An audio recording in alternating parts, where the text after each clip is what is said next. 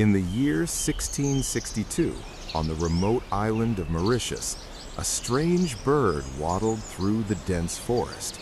It couldn't fly, it had no fear of humans, and it had no idea it was about to vanish forever. This was the dodo, one of the most famous extinct creatures in history. The dodo evolved in isolation. With no natural predators, it grew plump, grounded, and trusting. For thousands of years, it lived peacefully, nesting on the forest floor, feeding on fruits, completely undisturbed.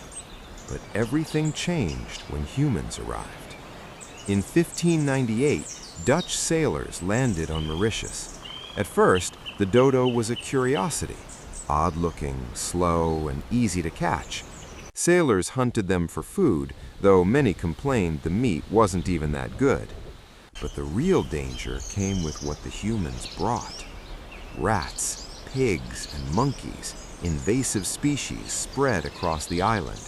They raided dodo nests, devouring eggs and chicks. The dodo had no defense, no instinct to flee, no way to survive. Within decades, their numbers collapsed. The last widely accepted sighting of a dodo was in 1662, just 64 years after humans first arrived. They were gone. No dramatic final battle, no last stand, just silence. Today, the dodo has become a symbol of extinction, a warning of how quickly human activity can erase an entire species.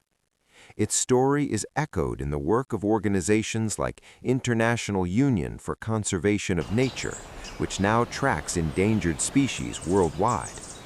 What makes the dodo's story so haunting isn't just its extinction, it's how fast it happened. From peaceful isolation to total disappearance in less than a human lifetime. And somewhere, deep in the forests that no longer exist, the last dodo took its final steps, unaware that it would become a legend and a lesson the world cannot afford to ignore. Subscribe for more videos.